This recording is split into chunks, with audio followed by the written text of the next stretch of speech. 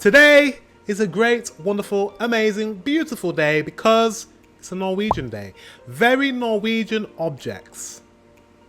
Without further ado, let's get into this reaction. Let's go. Hello everyone and welcome back to my channel. On today's video I am going to be talking about very Norwegian objects that I know of. And this doesn't necessarily mean that they are objects that only exist in Norway. They can exist in other countries, but for me they represent Norway, or just like they're very unique to Norway in a way. Okay. The one I'm going to start with is the cheese slicer, and I have already talked about this in a cheese slicer. Guys, we don't have those in the UK at all. We have a cheese grater that you grate cheese with, but to slice cheese you just use a knife. So yeah, this is interesting. Previous video, and a lot of you guys commented that it also exists in other countries, but not in I'm the UK. Pretty sure that when I arrived to Norway, someone told me that this was a Scandinavian thing, like that it was invented by Norwegians. A cheese slicer really represents Norway for me because it's something that I didn't had in my own country. If you don't know this, I am Portuguese, but I moved to Oslo in 2014. So when I moved here, it was the first time I saw a cheese slicer and used one. Yeah, I've never seen it before. They are really good and handy if you buy like a big piece, like a cube of cheese, of course. In some like gift stores here in Norway, you can even find them with like a shape of a moose or something, or like a reindeer. So a moose, that's so I don't cute. know, it sounds Norwegian to me. The next thing. So when do you use this cheese? You must eat a lot of cheese for that to be like a thing. Cause like, yeah, we eat cheese and we have cheese graters, but cheese slicers, like, what made someone think? What made someone, you know, feel like, oh, you know what?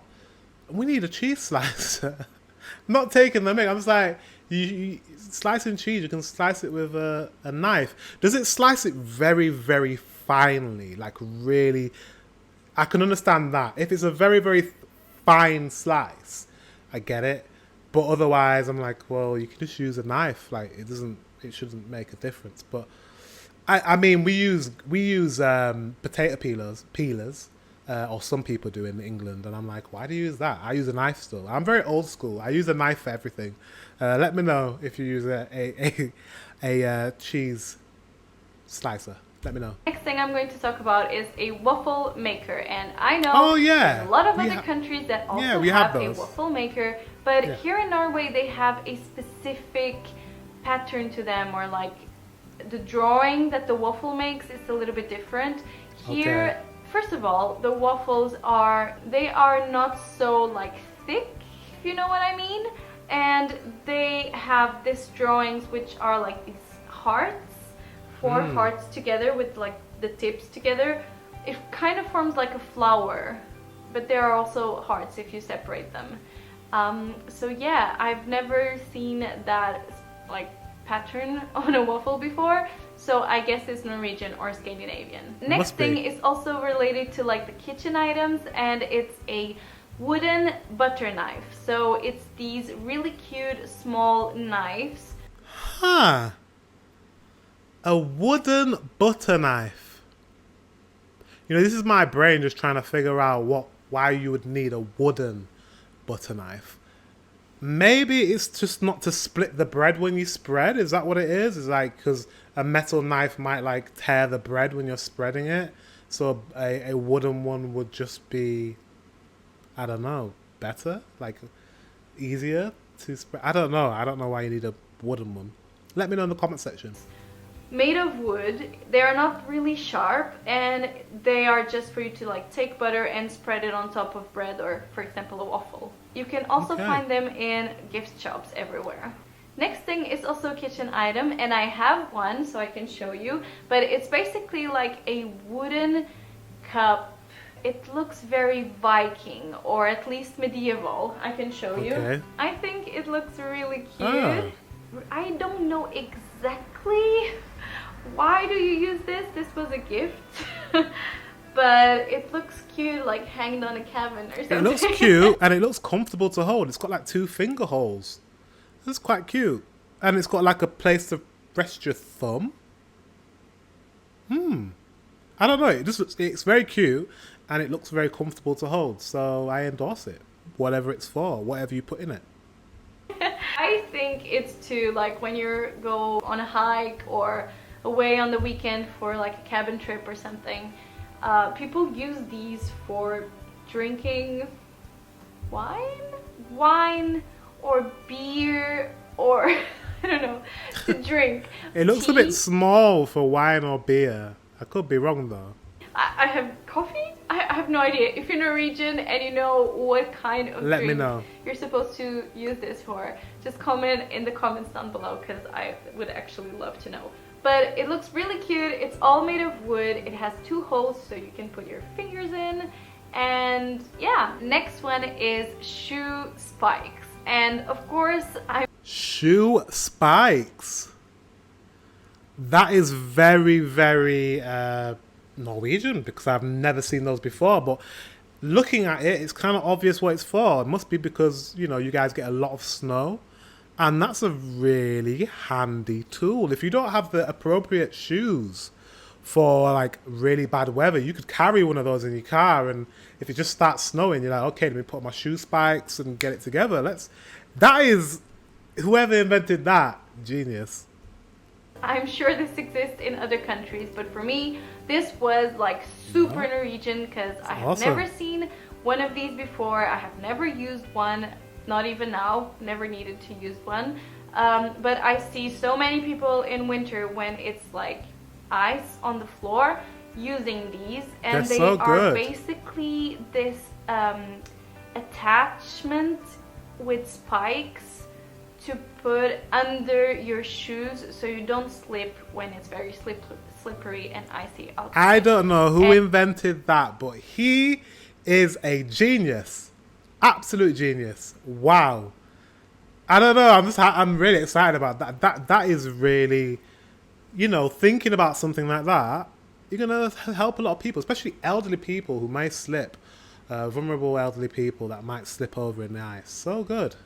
And you know right away when someone has one of these on their shoes because they make noise, like the noise of the metal in the ice. So it's quite like noticeable that you have, but also really safe. And there were times here where I actually like wish I had some on in my shoes because sometimes in winter here it's like it's a ice skating ring from work home. It's crazy. Another thing I consider to be very Norwegian because I have never like the need to use that before, and here they use it quite a lot in winter when it's dark outside because like in Norway in winter there's a lot of darkness. So people use reflectors. When I say reflectors, I'm not like talking about if you're on a bike, you use like bike reflectors. Yeah, that's the first thing I thought. I'm talking about people going on the street using actual reflectors. So things that you can, I think I have some, so I'll just get them.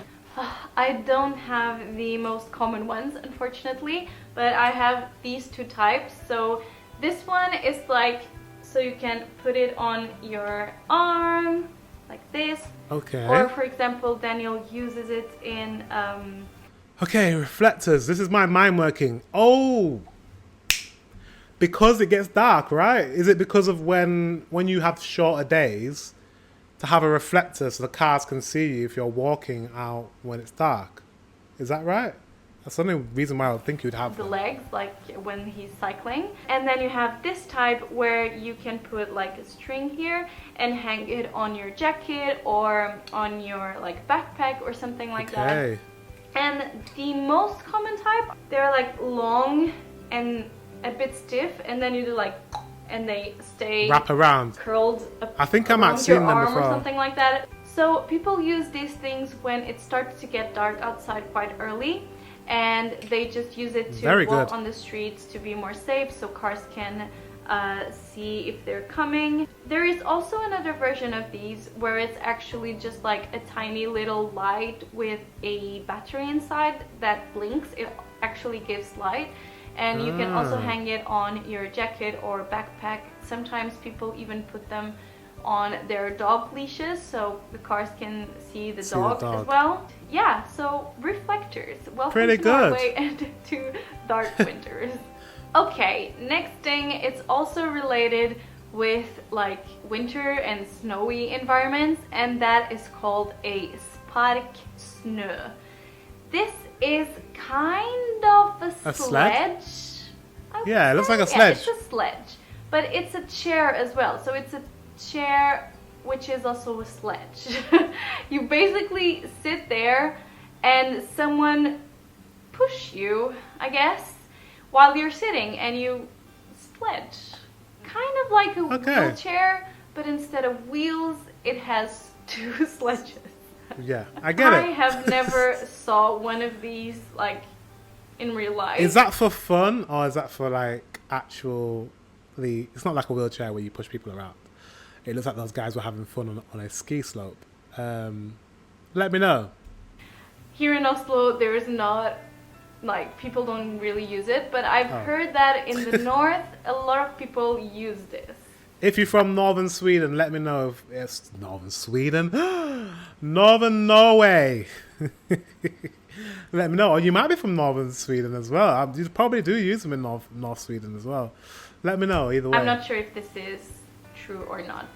Another thing, a little bit in the same group, it's called akkebrett. It's basically a sledge for kids. And here you see, even in the city, even in Oslo, you see a lot of parents during winter when it's snow outside, taking their kids to the like kids school, like barnehage, in one of these. So it's basically a small kids sledge where they can sit, and then it has a string or like a rope, and parents pull the rope while they go, and the kids just go like on the sledge instead of walking. It's really cute, and I always wanted to have one of these for like adults, so Daniel can, you know, just go with pull me you along. in the city, and I'll just sit there. And there is also a version of this for skis, so that you can pull your kids while you're doing ski. It has kind of like a net when it's for skis, so you are a little bit more protected, but you definitely see a lot of those in the forest when people are skiing here. Another thing also inside of the same theme is a baby vogncykel, and this is basically, it's like you have it's like a tricycle box with seats inside. That's weird. So it's like a baby, like a pram, what we call it, or push chair, or stroller as they say in America, but it's got 3 wheels. Why 3 wheels? Let me know if you know.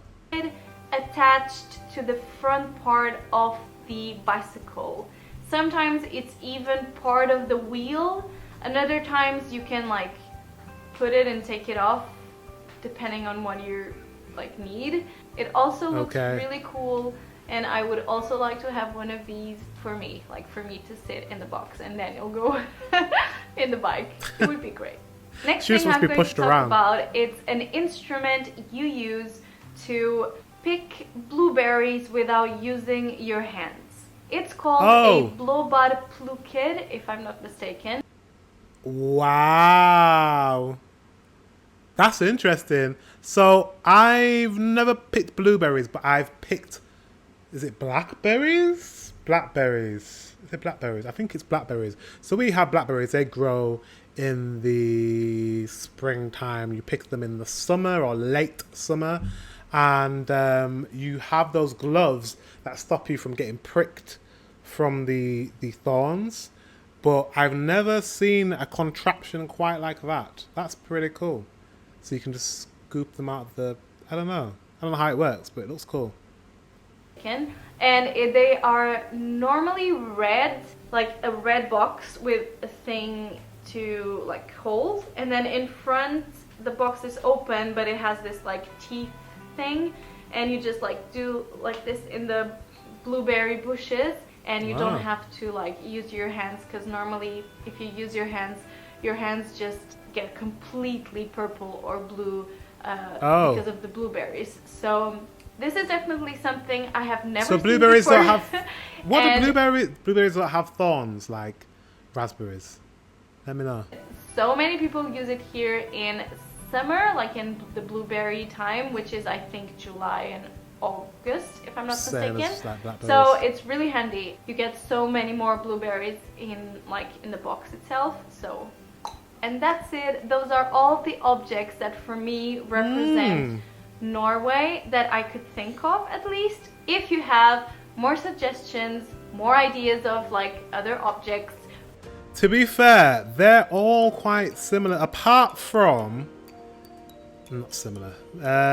No, actually. I'm trying to look back. The waffle maker is the only one I'd say we have in the UK. But it's definitely not shaped as a flower. But the rest of them, never heard of ever in my life. Like, the wooden cup, the shoe spikes are ingenious. The reflectors are ingenious. The sledge is fun. Some awesome things that you guys have. One thing that I've realised about people in Scandinavia is that you're very efficient with thinking about how to make your life easier. And I love that. It makes so much sense to create things that make your life easier. Like the shoe spikes in the ice. Well, yeah, why would you not have something you could just put on your shoes instead of having to purchase the right shoes? Maybe you want to wear some nice shoes that don't have like really grippy grips, but then it starts snowing and ice accumulates. Maybe you're on a night shift, you're a nurse, and then it wasn't snowing the night before, but then you finish your shift and it's icy and snowy outside. If you have that little item you can slip on your shoes, perfect. Guys, awesome. Thanks for watching. Until the next one, I'll see you very soon.